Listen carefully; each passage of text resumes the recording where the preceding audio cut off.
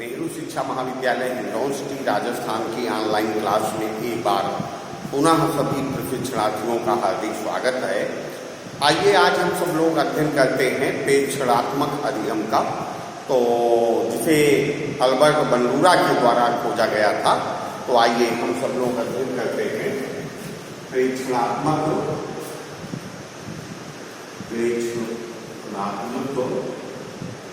अधिगम। और इस अधिगम को अल्बर्ट बंडूरा के द्वारा खोजा गया।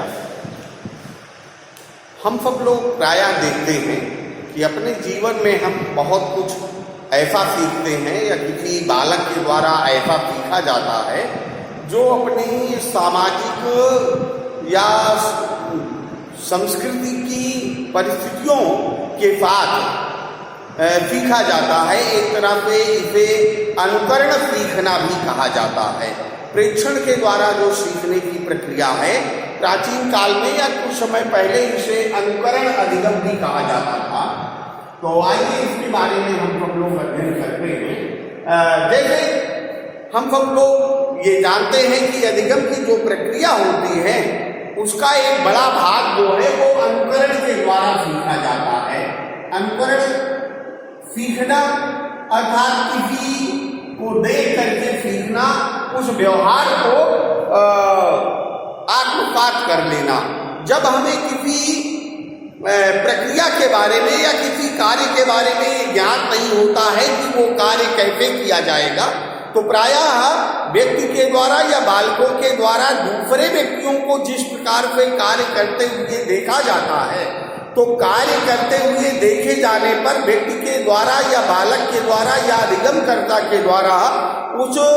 व्यक्ति का प्रेक्षण किया जाता है, अवलोकन किया जाता है। और अवलोकन जिस प्रकार से वो करता है उसी के अनुरूप बाद में वो अपनी सामाजिक परिस्थितियों के प्रति अंतःक्रिया जो उसने की है उसके फलस्वरूप अपने व्यवहार का प्रकटीकरण करता है। तो एक प्रकार से इसे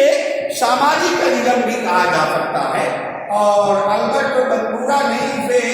सामाजिक अधिगम के क्षेत्र में अपना सिद्धांत प्रतिपादित किया है, जिसको आज हम प्रेक्षणात्मक अधिगम कहते हैं। और इस अधिगम सिद्धांत को उन्होंने 1975 ईस्वी में प्रतिपादित किया था। और अल्बर्ट बंडूरा महोदय ने अपने अधिगम सिद्धांत को मॉडल लर्निंग भी कहा है। और मॉडल लर्निंग एक ऐसी प्रक्रिया है जिसके द्वारा व्यक्ति किसी अपने परिवेश में किसी आदर्श व्यक्ति को करता हुआ वैसा देखता है, तो बाद में उनका वो अनुकरण करने का प्रयत्न करता है। प्रायः हम देखते हैं कि बालकों के द्वारा घर में किसी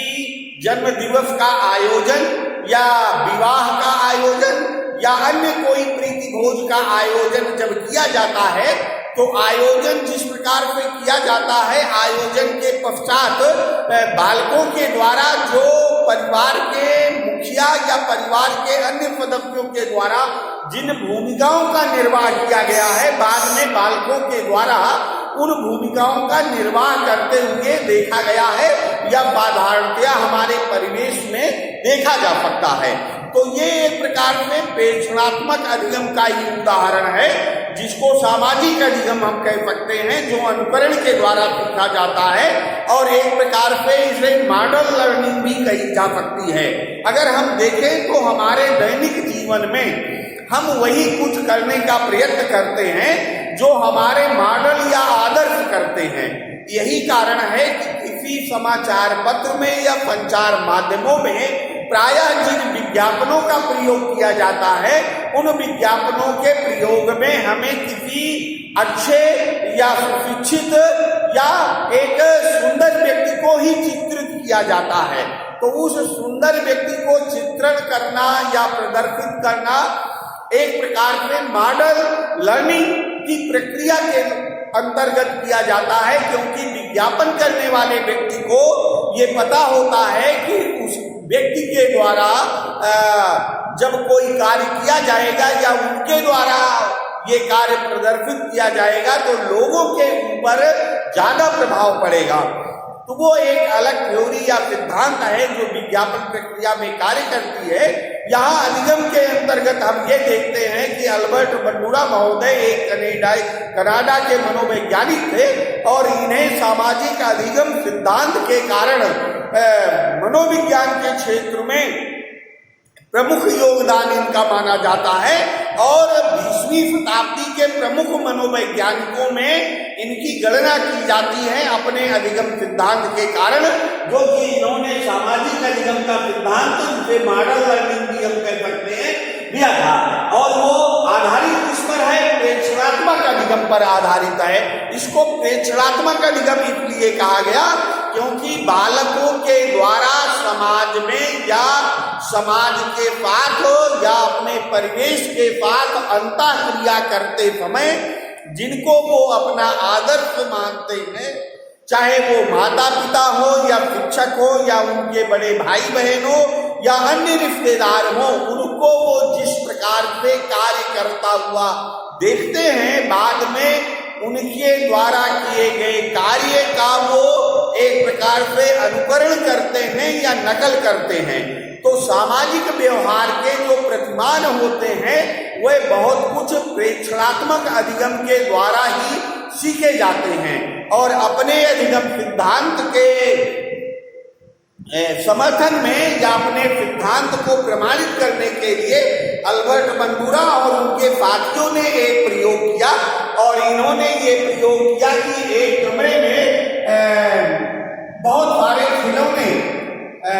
रखे और इन खिलौनों से इस कक्ष को या कमरे को भर दिया और इसमें एक बड़े आकार का खिलौना था जिसे इन्होंने बारबी डॉल कहा या बारबी डॉल कहा और ये जो बड़ा खिलौना था,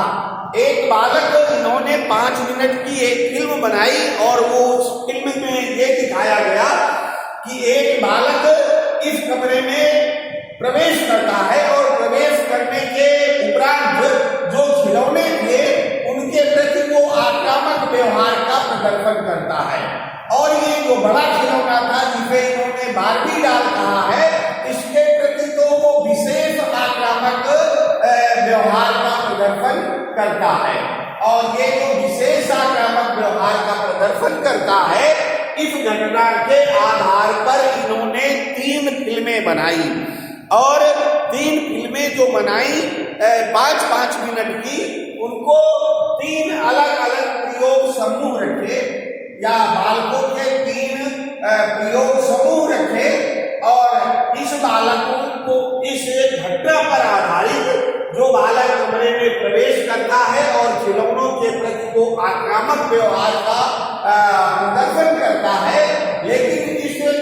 खिलौनों में जो सबसे बड़ा खिलौना है जिसे बारबी डॉल उन्होंने कहा और बारबी डॉल के प्रति उस बालक के द्वारा विशेष आक्रामक व्यवहार जो है प्रदर्शित किया जाता है। इस घटना को लेकर के इन्होंने 3 फिल्में बनाई और 3 प्रयोग समूह बनाए। तो पहले समूह के बालकों को इन्होंने जो फिल्म बनाई उसमें ये दिखाया कि बालक जब आक्रामक व्यवहार का प्रदर्शन करता है तो इस आक्रामक व्यवहार के लिए उसे पुरस्कार दिया जाता है और पुरस्कार ही नहीं दिया जाता वरन एक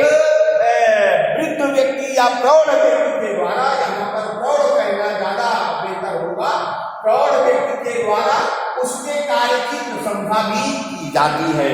ये फिल्म उन्होंने प्रयोग जो पहला रखा था समूह बालकों को, उसको ये फिल्म उन्होंने दिखाई। इन्होंने दूसरा जो समूह बना रखा था प्रयोग के लिए, उन बालकों को जब ये फिल्म दिखाई तो फिल्म में आक्रामक व्यवहार के लिए, ध्यान दीजिए, आक्रामक व्यवहार के लिए बालक को दंड दिया गया था और या उसकी दंडित किया गया। और तीसरा जो समूह था, उस समूह को इन्होंने जो फिल्म दिखाई, उस समूह के बालकों के सामने जो फिल्म प्रदर्शित की गई, उस फिल्म में आक्रामक व्यवहार के लिए, ध्यान दीजिए, आक्रामक व्यवहार के लिए और न दंड दिया गया। और अब देखिए इन्होंने अपने प्रयोग को एक बार फिर समझ लीजिए। इन्होंने एक बड़े कमरे में बहुत सारे खिलौने रखे, उस खिलौने के बीच में एक बड़े आकार का खिलौना रखा जिसे बारबी डॉल इन्होंने कहा। इस कमरे में एक बालक प्रवेश करता है और वो बालक सभी खिलौनों के प्रति आक्रामक व्यवहार करता है, लेकिन जो बड़ा खिलौना था उसको तो वो अपने पैरों से मारता है, उसके ऊपर बैठ जाता है और उसके प्रति विशेष आक्रामक व्यवहार का प्रदर्शन करता है। इस घटना के आधार पर इन्होंने 3 छोटी छोटी 5-5 मिनट की फिल्में बनाई और 5-5 मिनट की जो फिल्में बनाई उसके लिए बालकों के 3 अलग अलग समूह दिए। पहले समूह को जो फिल्म दिखाई गई 5 मिनट की, उसमें बालक जब आक्रामक व्यवहार करता है तो उस बालक को पुरस्कार भी दिया गया और एक प्रौढ़ व्यक्ति के द्वारा बालक के कार्य की प्रशंसा भी की गई। दूसरे समूह को जब इन्होंने फिल्म दिखाई तो उस बालक के आक्रामक व्यवहार के लिए उसे दंड दिया गया। और तीसरे समूह को जो बालकों को इन्होंने 5 मिनट की फिल्म दिखाई उसमें आक्रामक व्यवहार के लिए न पुरस्कार दिया गया न दंड दिया गया। अब इन्होंने सभी बालकों को एक कमरे में या प्रयोगशाला कह सकते हैं एक बड़े कक्ष में बैठा दिया और उसमें खिलौने रख दिए और खिलौने रखने के पश्चात इन्होंने छुप करके बालकों के व्यवहार का अध्ययन किया या बालकों का के व्यवहार का आकलन किया गया या उनको छुप कर देखा गया। तो जब छुप करके देखा गया तो ये पाया गया कि बालकों के द्वारा खिलौनों के प्रति हिंसक व्यवहार उन समूह के बालकों के द्वारा किया गया जिनको फिल्म दिखाते समय आक्रामक व्यवहार के लिए पुरस्कृत होता हुआ उस बालक को दिखाया गया था। तो उन बालकों ने जब वो कमरे में ले जाया गया उनको तो उन्होंने उस कमरे में रखे खिलौने के प्रति अधिक हिंसक व्यवहार प्रदर्शित किया। और सबसे कम हिंसक व्यवहार जो है जिस समूह को फिल्म दिखाई गई थी जिसमें दंड देता हुआ बालक को दिखाया गया था उस समूह के बालकों ने सबसे कम आक्रामक व्यवहार का प्रदर्शन किया। और इस आधार पर जो तीसरा समूह था बालकों को जिसमें आक्रामक व्यवहार के लिए न पुरस्कार दिया गया था न दंड दिया गया था, तो उनके बालकों में से कुछ ने आक्रामक व्यवहार प्रदर्शित किया, कुछ ने नहीं किया। तो कहने का मतलब ये है कि अल्बर्ट बंडूरा ने अपने सामाजिक प्रयोग के द्वारा या सामाजिक अधिगम के लिए अपने इस प्रयोग के द्वारा ये सिद्धांत प्रतिपादित किया कि बालकों के समक्ष पुरस्कार और दंड 2 ऐसी चीजें हैं जिनके द्वारा वे अपने सामाजिक अधिगम की प्रक्रिया को संपन्न करते हैं। बालक उस कार्य की पुनरावृत्ति करना चाहते हैं या उस कार्य को महत्व देते हैं जिसमें उन्हें पुरस्कार प्राप्त होने की संभावना दिखाई देती है। और पहला जो बालकों का समूह था क्योंकि उनको जो फिल्म दिखाई गई थी उसमें आक्रामक व्यवहार के लिए बालक को न केवल पुरस्कार दिया गया था वरन एक प्रौढ़ व्यक्ति के द्वारा उसकी प्रशंसा करते हुए भी दिखाया गया था। तो उसको बालकों ने सामाजिक अधिगम के द्वारा अधिक सीख लिया और उन्होंने जब एक कक्ष में ले जाया गया और छुप करके उनके व्यवहार का आकलन किया गया या देखा गया तो इस समूह के बालकों ने खिलौनों के प्रति अधिक आक्रामक व्यवहार प्रदर्शित किया क्योंकि उन्हें अपने आक्रामक व्यवहार के लिए किसी न किसी पुरस्कार या प्रशंसा की संभावना थी। जबकि वो समूह जो फिल्म में ये देख चुका था कि आक्रामक व्यवहार के लिए दंड दिया गया है उसने सबसे कम आक्रामक व्यवहार खिलौनों के प्रति प्रदर्शित किया। और तीसरा समूह जिसमें न पुरस्कार न दंड तो इनकी मिली जुली प्रतिक्रिया रही। तो तात्पर्य ये है कि सामाजिक अधिगम के सिद्धांत के द्वारा बंडूरा महोदय ने ये सिद्धांत प्रतिपादित करने का प्रयास किया और वास्तव में अपना सिद्धांत इन्होंने बड़े ही मजबूती के साथ सामने रखा। और सामाजिक अधिगम के सिद्धांत के द्वारा अगर हम देखते हैं और पाते हैं कि हमारे समाज में समाज के साथ अंतःक्रिया करते हुए अपने परिवेश के साथ बालक जो हैं मॉडल के रूप में लेते हैं। यहाँ पर वो बालक जो आक्रामक व्यवहार प्रदर्शित कर रहा था और पुरस्कार प्राप्त कर रहा था और प्रौढ़ व्यक्ति के द्वारा उसकी प्रशंसा की जा रही थी, ये प्रथम समूह के लिए एक मॉडल के रूप में कार्य करने लगा। और मॉडल लर्निंग के द्वारा इन्होंने ये कहा कि सीखने की जो प्रक्रिया होती है वो आदर्श के रूप में होती है। तो बालकों के द्वारा अपने परिवेश में कुछ ऐसे आदर्श चयनित कर लिए जाते हैं और बाद में उनके व्यवहार का प्रेक्षण करते हुए, उनका अनुकरण करते हुए सामाजिक अधिगम की प्रक्रिया संपन्न की जाती है। क्योंकि मानव जीवन में व्यवहार का एक बड़ा भाग सामाजिक अधिगम के द्वारा ही सीखा जाता है। इसीलिए कहा जाता है कि मॉडल जो होते हैं समाज के, उनके द्वारा जैसा आदर्श बालकों के समक्ष प्रस्तुत किया जाएगा, बालकों का व्यवहार उसी के अनुरूप ढल जाएगा या उन्हीं के व्यवहार का वो अनुकरण करते हुए अपने सामाजिक जीवन की परिस्थितियों में व्यवहार करना सीखते हैं। तो एक प्रकार से हम कह सकते हैं कि इनके सिद्धांत की जो प्रमुख विशेषता है उसके ऊपर अब हम चर्चा करते हैं कि अल्बर्ट बंडूरा महोदय का जो सामाजिक अधिगम का सिद्धांत है, इसकी प्रमुख विशेषताएं क्या है। तो इनकी प्रमुख विशेषताओं के बारे में जब हम अध्ययन करते हैं तो पहली विशेषता है अवधान। पहली विशेषता है अवधान। अवधान से तात्पर्य है यहाँ पर हमारा कि सबसे पहले बालक को उसके सामने जो घटना प्रदर्शित हो रही है उसके ऊपर वो ध्यान देता है और ध्यान देने की प्रक्रिया को ही अवधान की प्रक्रिया कहा जाता है। तो जो मॉडल होते हैं या आदर्श होते हैं, चाहे वह माता पिता या शिक्षक हो, ध्यान दीजिए, चाहे वो माता पिता या शिक्षक हो या समाज के अन्य कोई मॉडल हो सकते हैं। इसीलिए मैंने पूर्व में कहा था कि जैसे संचार माध्यमों में जो विज्ञापन के लिए लोगों को लिया जाता है या जिनके द्वारा विज्ञापन कराया जाता है, तो वो किसी न किसी क्षेत्र विशेष में उपलब्धि किए हुए व्यक्ति होते हैं और उनकी जो उपलब्धि है वो उनको मॉडल या आदर्श बना देती है, जिसके द्वारा संभावना होती है कि लोग सामाजिक जीवन में उनको एक मॉडल के रूप में देखते हुए प्रेक्षणात्मक अधिगम के द्वारा उनके द्वारा किए गए संकेतों के अनुसार व्यवहार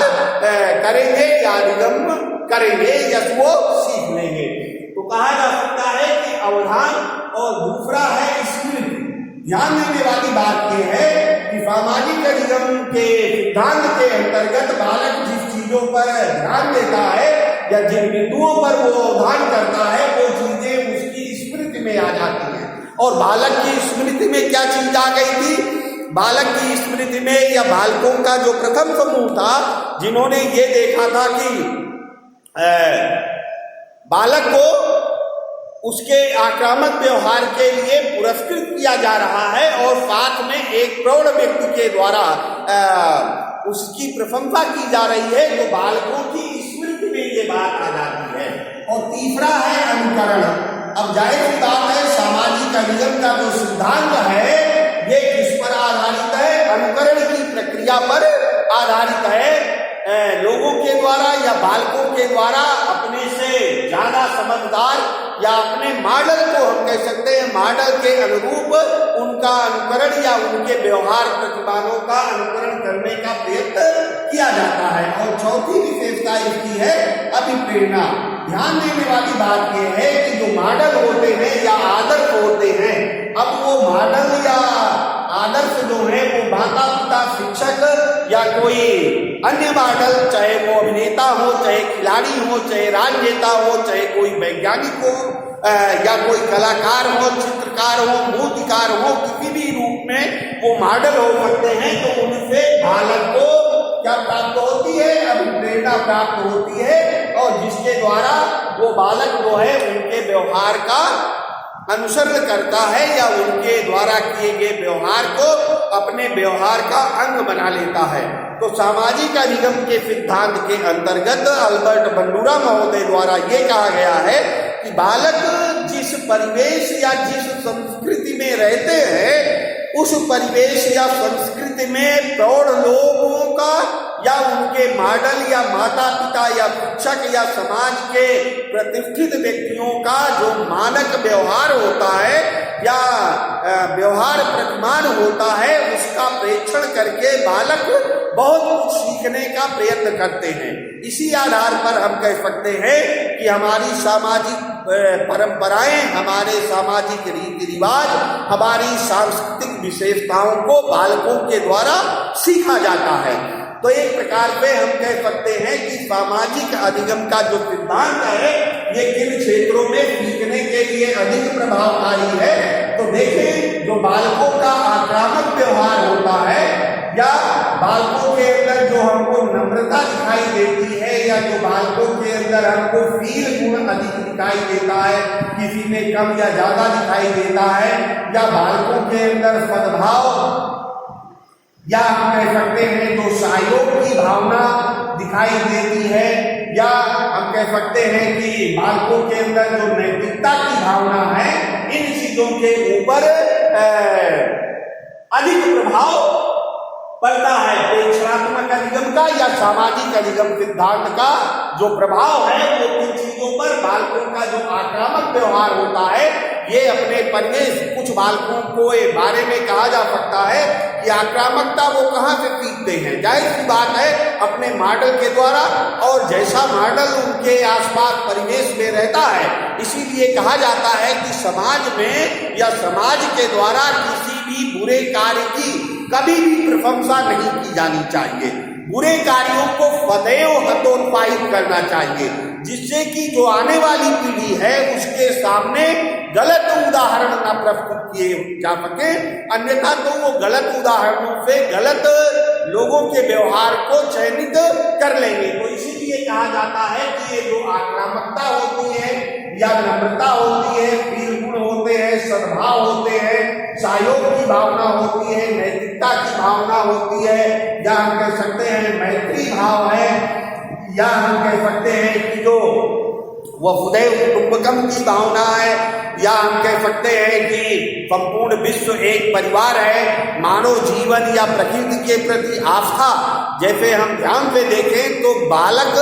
जिस परिवेश में जीवन व्यतीत करते हैं उनके परिवेश की सामाजिक मान्यताएं किस प्रकार हैं, उनको वो सामाजिक अधिगम के सिद्धांत या प्रेक्षणात्मक अधिगम के सिद्धांत या मॉडल लर्निंग थ्योरी के द्वारा सीख लेते हैं और अपने व्यवहार का अंग बना लेते हैं। तो एक प्रकार से हम कह सकते हैं कि अल्बर्ट बंडूरा महोदय का जो सामाजिक अधिगम का सिद्धांत है बालकों के अधिगम प्रक्रिया को जानने और समझने के लिए बहुत ही प्रासंगिक है, और इस अधिगम सिद्धांत का उपयोग करके शिक्षकों को और विद्यालय को बालकों के समक्ष सदैव आदर्श का प्रस्तुतिकरण करना चाहिए, और आदर्श का प्रस्तुतिकरण इस स्वरूप में होना चाहिए कि उसको वो अपने व्यवहार का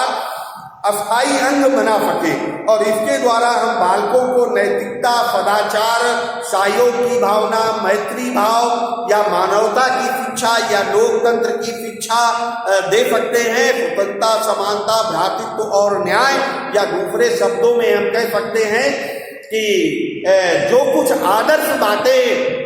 पुस्तकों में या संविधान में वर्णित की गई हैं तो उनके लिख देने मात्र से कुछ नहीं होता, वरन समाज में जो आदर्श या उपलब्धि अर्जित करने वाले व्यक्ति हैं उनके द्वारा उनका बालकों के समक्ष प्रदर्शन भी होना चाहिए। कथनी और करनी में अंतर नहीं होना चाहिए, और जब कथनी और करनी में अंतर नहीं होगा तो बालकों के समक्ष आदर्श उदाहरण प्रस्तुत किए जा सकेंगे, और जब आदर्श उदाहरण प्रस्तुत करेंगे तो निश्चित रूप से बालकों के द्वारा अल्बर्ट बंडूरा महोदय के सामाजिक अधिगम सिद्धांत का उपयोग करते हुए